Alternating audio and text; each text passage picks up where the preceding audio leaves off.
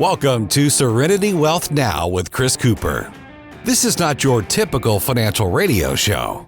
As a licensed CPA, insurance agent, and investment advisory representative, Chris coaches his clients on a holistic view of financial well-being with an objective of providing a complete financial strategy to fund life's goals.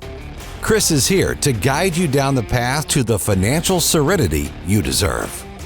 Now, here's Chris Cooper. Good morning, folks. Happy Easter out there. It is Easter Sunday. We are in the month of April. It is exciting. And I got to tell you, for those that are not watching this episode via podcast, this studio smells so good today. It smells really bakery fresh. And that is because we had Diane in studio with us today. Goodness gracious, I'm already struggling. Trolley Stop Bakery. Thank you, Trolley Stop Bakery. I'm already just enamored with the fresh smells here. It's amazing. So how are you today? I'm well. How about yourself? I'm good. Well, thank you for coming in and spending some time and bringing in such wonderful goodies as well. You're welcome. Thank you for having me. I love it. My kids are going to be very excited when I come home today. Oh, boy. So, Had I known. Well, and let's talk a little bit about your bakery, and let's start with a little bit of, it's Easter Sunday. So you guys do some really special things with each holiday. So what's going on and what's really special for Easter? So for Easter, a lot of people want cakes. Yeah. And so we do little lamb cakes and a lot of different decorated Easter cakes and chocolate Easter bunnies and things like that. Very nice. All right. So, and everything is baked fresh right there in store. Yes, it is. So you were telling me a little bit about your schedule. So what is the life of a baker? Oh my gosh. Well, actually, it's a lot of fun. Yeah. Especially if somebody really likes to bake. It's a lot of fun. Sure. So I usually go to bed about 5 o'clock at night. Okay. And I get up at 2 o'clock in the morning. And I get to the bakery at 3 and start baking. Okay. Make everything fresh so that when the doors open, all of our products are out and fresh baked. Yeah. A lot of people come in and get things to take to work. And so that's what I do. Now, does the smell of the fresh baked goods ever just wear out, like to where you don't smell it anymore? It does. When you're making the smell, you don't smell it. People come in. That's the best compliment somebody can give you. It's like, oh my gosh, it smells so good in here. It does. Yeah. And it's like, it's not even, I don't even have a bakery right here. I've just got a few little things in the studio here. I'm like, oh my gosh, this is amazing. Yeah. That old fashioned smell when you're growing up and going into a bakery just smells so good. Now, what got you into creating a bakery? So I started out baking cookies and I went from doing like 12 dozen cookies to 4,000 cookies, and I needed that's quite a bit of an expansion, by the way. A very big expansion. You just kind of gleaned over a significant multiplier. I just there. And so I was working at a co-op bakery. I was baking at a co-op bakery, and so you can only work 60 hours when you're doing that. Usually, that's typical. And so I needed more hours. Just because there's other people that need the space too, right? And it's all scheduled time, and so I asked the owner if he would consider selling to me, and so he did. And now instead of making cookies, I'm making everything.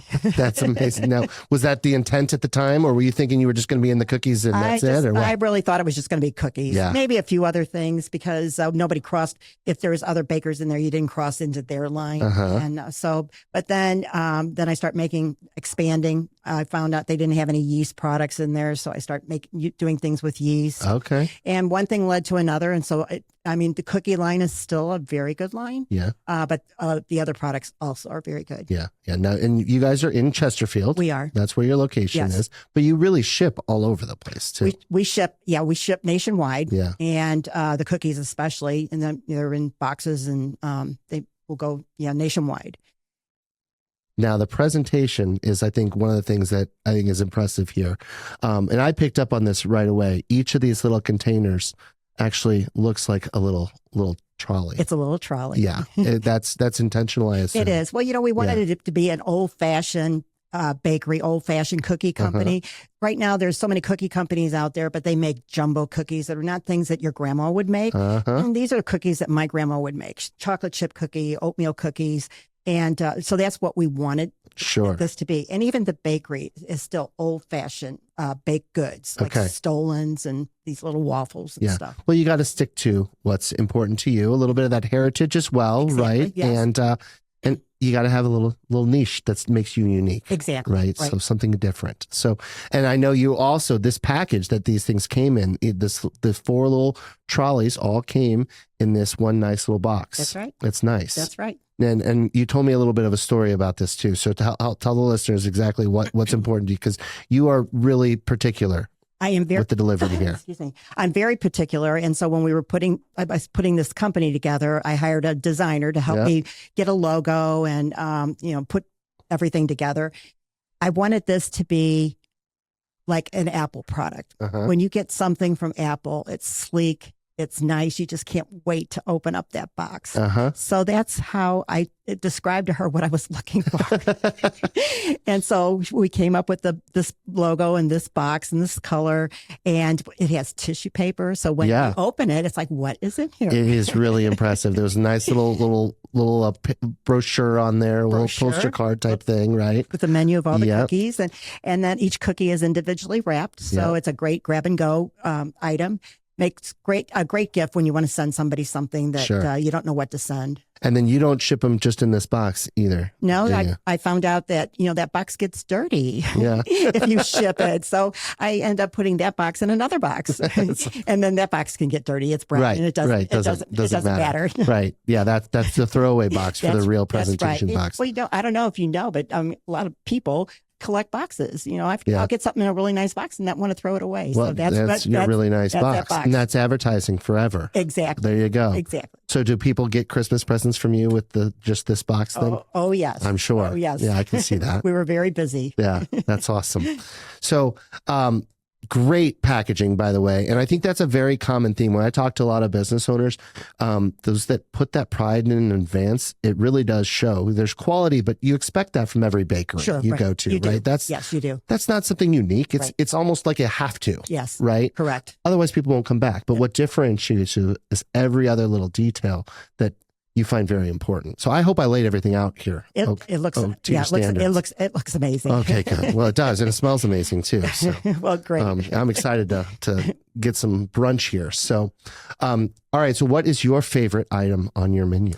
Oh my gosh, my favorite item probably is my quiche. Okay, make quiche at the bakery. Wow, we make little 4-inch quiches, and we always have those fresh in the bakery. Well, that's this old school that what your grandmother would make. My grandma made. That's exactly makes sense. I love my cherry pie. Okay, so I love making pies. That's one of my favorite things to make. And it's seasonal as well, I assume. Well, you can have a pie anytime. No, I mean, you switch it up based on the season. Oh, definitely. Yeah. And then you can have any kind of pie you want. There you go. Last week I made a gooseberry pie. Now, what are gooseberries, right? Do you know how hard it is to find gooseberries? No, I don't. Fresh I have no idea. I don't even know what they taste like. Oh, they're a little tart. Okay. A little tart. Yeah. But I've heard of gooseberries. This lady wanted a gooseberry pie for a friend of hers. Yeah. And so I sourced the gooseberries and got them in and made her a fresh gooseberry pie. Did you get to try a chance to try this? I did. I tried the filling, yes. Okay. And it wasn't to my liking. Yeah. It's more like it's very tart. Yeah. But it has like seeds in it. But interesting. That's exactly what she wanted. I love it. That's so fun. So you can do unique things that are very customizable as well. Absolutely. Yeah, that's what we want. That's what we try to do. Yes, that's exactly. Nice. Yeah, any kind of pie. I had a guy that he wanted to taste his grandma's pie again, and he tried to describe it to me, and it had berries in it, and I made it first, and it wasn't it, and he said there's no blueberries in there. It's only raspberries and blackberries. So I said, okay.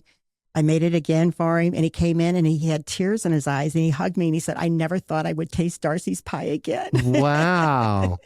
All right. So was this like a filling, or were these really like fresh fruits? So yeah, it was fresh. It was fresh fruit, and then I used lard on my crust, which is what my grandma did. I used fresh yeast in my cinnamon rolls, which is what my grandma did. Yeah. And so it just makes a big difference. It brings me back to my childhood. So, That's amazing.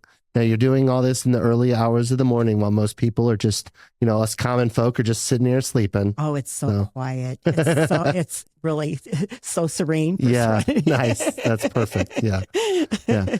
Peace of mind in the morning. Definitely. That's Get a cup of coffee and just turn on some music or something. And all right. So what's your music go to in the bakery in the morning? Oh, it varies. It's all over, like nothing wild at all, but just soothing music and and a cup of coffee, and my day is set. Now, so you started the bakery, and you started with cookies, and then you just expanded from there. Correct. What made you decide to get into just cooking in general? So I started, what got me started in baking and cooking, I should say, because I do both. Yeah.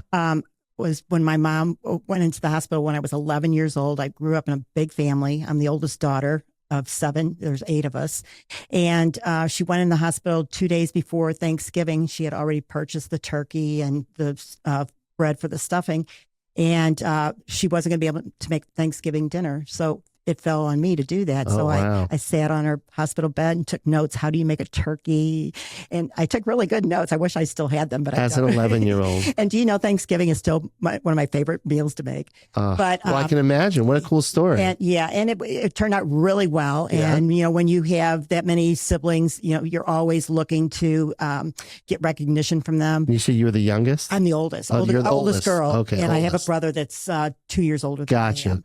So at 11, you're the oldest, and you got to figure out how to make sure everyone has a wonderful Thanksgiving meal. Exactly. Well, old-fashioned days, they did that. That's right. I mean, it was no different. Yeah. And so it turned out really well. And then I just started baking and cooking from that point forward. Yeah. Loved it. And Still do. never took a break from it at all. No, huh? no. That's amazing. Still love it. Still love it. I cook dinner almost every night. Yeah, that's really cool. Now, you're also just an entrepreneur in general. So when you started deciding, hey, I wanted to get back and do something different, you had to do your own place. I did. I can tell. Oh, yeah. It's that control issue. Well, I get it. That's a good thing too. My Stacy always says, you know what, you're very controlling. I'm like, look, there's some positives that come with this as well. There are. Right? Yes, there are. But, it's funny to say because we always do the same thing. Like we're controlling. Well, it is. But you know what? You're able to teach people. I mean, I'm able to teach other bakers. Yeah. Things that I know for myself. They'll ask questions like, why is it this way? And I'll say, well, because you did this. Right. So I'm able to tell them and help them grow, which is what I really try to do. Sure. Well, and there's some pride that comes into that too. When you, that controlling nature by we also tend to take a lot of pride in things. We do. And it's, sometimes there's negative consequences to that. Sometimes. Sometimes. But, if we're focusing just on the positives, it's some of that OCD, that attention to detail, that no, that's not perfect. That's not me. That's right. That's right. I want this to be an expression of who we are. Exactly. And you have to have a little bit of that in business. You do. Well, even though I'm back in the back baking at the bakery, I still walk out and greet the customers, talk to them, and it helps build the business as well. Of course. Tell me what you want. They'll tell you everything that they had to eat when they were kids that they loved. Yeah. And then you learn. And then I learned. You get inspired. That's right. Right? That's fantastic. That's how we always learn more about our customers and our communities. Because at the end, if you're not connected to that community, your business is probably not going to be successful. Totally. Either. That's totally true. Yep. So it's got to start with good ingredients, but that's just the baseline. It is. It always is. But that's amazing. So you have to bake it with love, though. There you go. The love. If I went into work and I didn't want to bake, it wouldn't even taste good. Of course it wouldn't taste good. Well, and you definitely wouldn't put the thought into the packaging either. That's true. Because you really want, when you ship cookies nationwide, you also have to make sure that the presentation, that love that you mentioned, it has to fall all the way across state lines. It does. It's got to. It does. Even if UPS throws it up in the air, they still have to come down perfect. Yeah, that's right. Has that ever happened? No. Oh my goodness. I'm sure they do though, right? You didn't test that though. I did not. Well, it is put together really nice. Maybe that's maybe that little layer of wrap there. That could be. Tissue that helps. Could be. And when they're in the box, they're snug in the box too. Yeah, that's true. So we try to make sure they don't shake it up. Well, the quality is delicious. And I will tell you, we went to a holiday party and that you helped bring some things to. Yes. And the chocolate covered fruits, absolutely amazing. Yes. So love that. Thank you. Now that's something that's a little bit, is that seasonal too? It is. We'll do chocolate covered strawberries. And it depends on what the season is, what is fresh that we can source locally. Sure. Are you always local? We try to be where you local. can. When we can be, we try to be local. The summertime is great for fruit. Sure. And so, oh my gosh, when peaches come in Calhoun County over in Illinois, we go over there. I buy bushels and bushels of peaches and I peel them and cut them up and package them so that I can have fresh peach pie all year. Fantastic. Well, I bit into something that was chocolate on a stick. I didn't know what it was. I didn't know if it was going to be a cookie or a cake or whatever. It ended up being a chocolate covered pineapple. Okay. And I was absolutely like, this is fantastic. I had no idea. At first I was like, whoa, because you don't expect a pineapple. That's true. You know, Yeah, right. That's if true. that was the last thing on my mind. But then after that, I'm like, man, this is fantastic. It was a nice party. Yeah. Great presentation. And yeah, I've enjoyed making that. Yeah, it was great. So, and yeah, for those listeners of NewsTalkSTL, I'm actually talking about the NewsTalkSTL holiday party.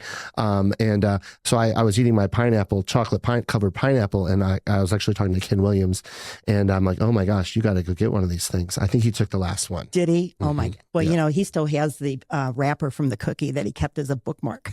I told him I would bring more. Now, for those that don't know this, so this is a really cool story. I know it, and folks that have heard you on NewsTalkSTL would know this as well. You actually shipped cookies to the president. I did. Yeah, I did. So talk a little bit about that, because I think that's a really funny story. Oh my gosh. Well, they wanted to send them to the president. So I said, okay, fine. And so I wrapped them all up and sent them out. And then I overnighted them. So that, because you don't want them to go stale. So when they overnight, did they have to sign for them? No, they left them at one of the guys, one of the representatives' people's house. Okay. And so the next day they said that they didn't get them. And I said, well, they were delivered. So they went looking for them. They found them. And he was supposed to take it he was supposed to give it to Eric Burleson to take to the president.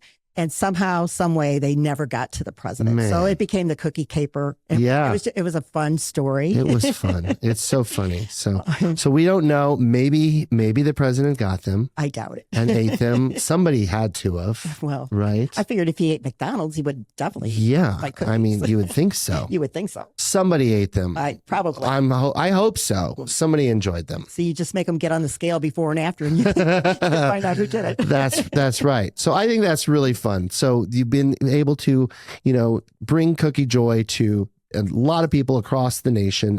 You also do catering events as well. I do. Yes, I do. So what's special about those? So, because you can have all fresh desserts, and they're not prepackaged. Everything is handmade. So when you get a tray of desserts, they were just made usually that morning or that day. And makes a nice presentation. And, even cookies, they don't have to be big cookies. They can be small, like Christmas cookies. And so we cater to the person's needs. And so even like the waffles, those usually weigh about 3 ounces. But if you wanted those on your party tray, we could get those down to 1 ounce or 1.5 ounces. So you could make them just little bites. What if I wanted them bigger? You can, those are pretty good size. Yeah, but, you could have them bigger. So that would fit. That's like one waffle square. Okay. So you can have it bigger. You can have the whole pan. Nice. I keep thinking chicken and waffles or something. I know. I don't do sweet and salty. So no, it wouldn't work for you. It wouldn't work for me. All right. Okay. All right. No love would go into that. No. Well, maybe we could find somebody else to do the chicken, and then we'll see what that looks like. A new business. Or just taking what two people do really well together. There you go. Right? I'm for it. Yeah, that's awesome.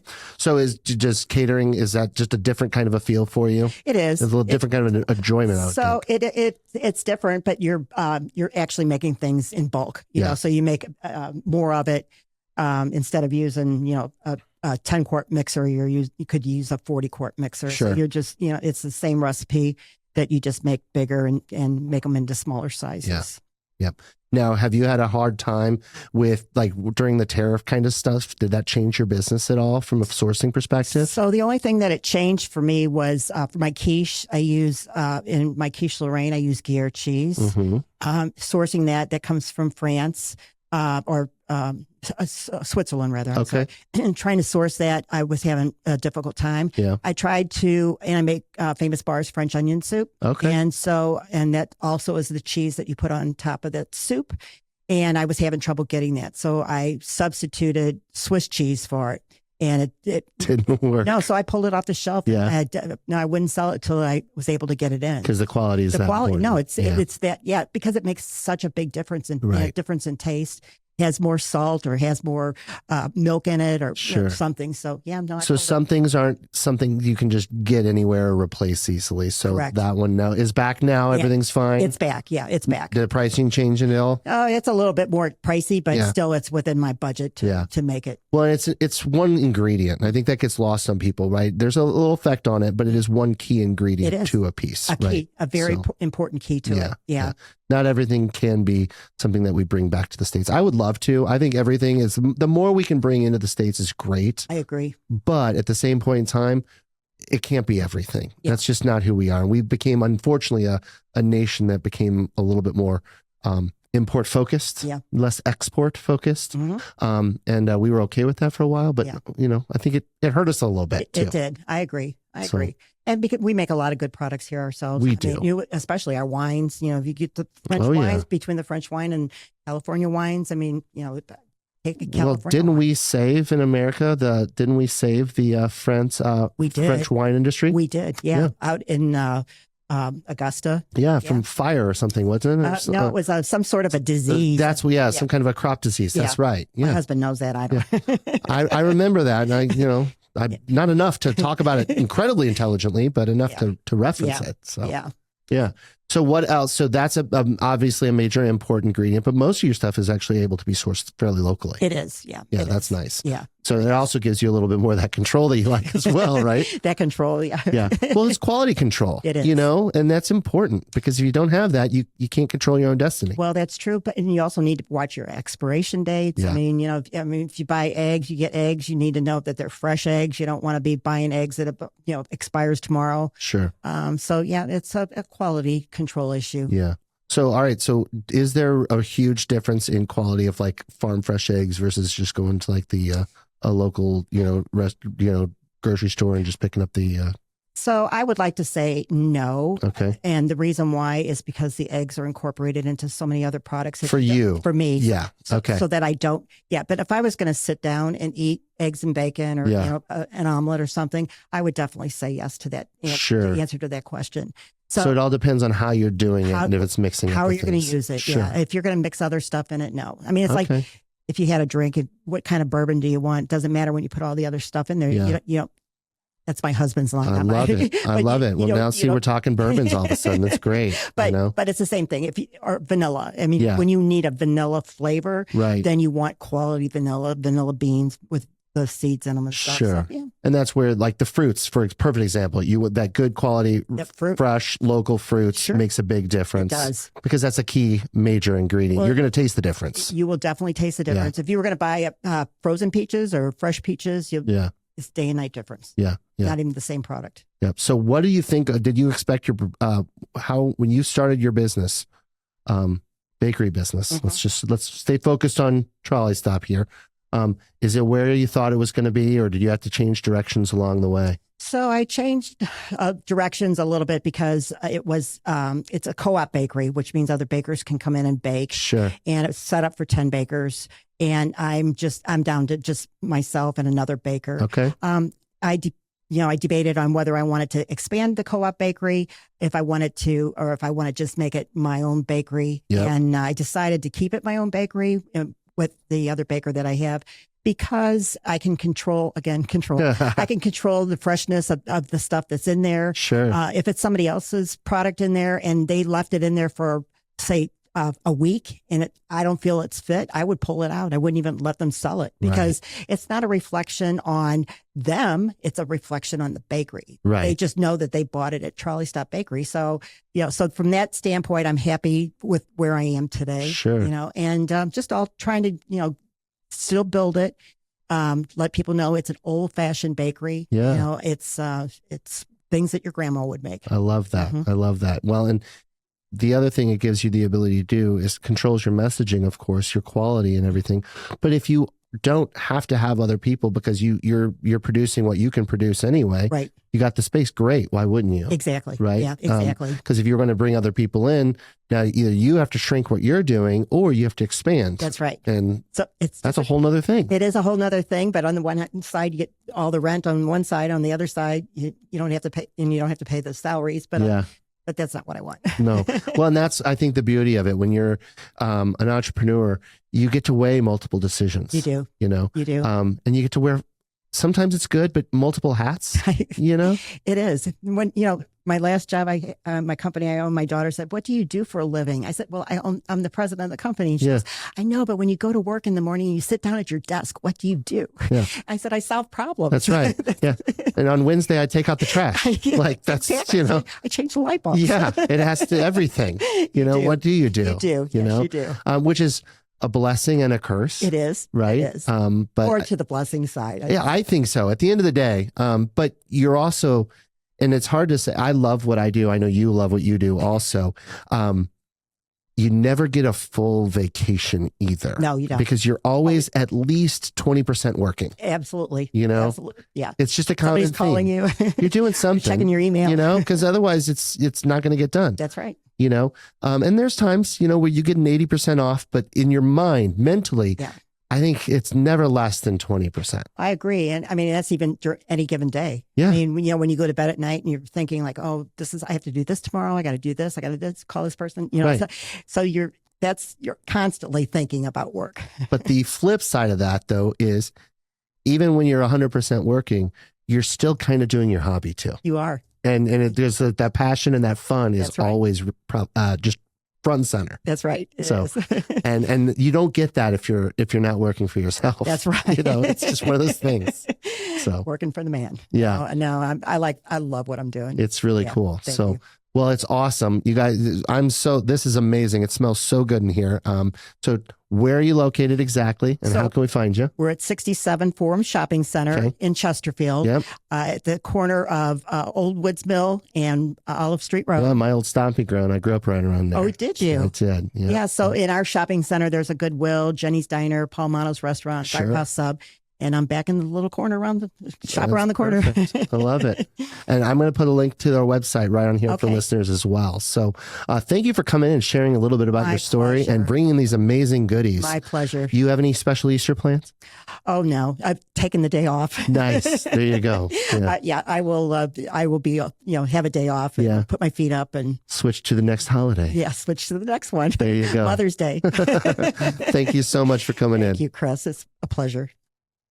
All right, what a special treat we had with Diane talking about and bringing us in some special treats too with Trolley Stop Bakery, talking about key ingredients that give us the ability to control our experience. We want to have fun in our life. We want to enjoy the things we want to do. And we also want to enjoy our experiences. And we want to enjoy cookies and sweets and all those things that go with it as well. Trolley Stop's built a great business.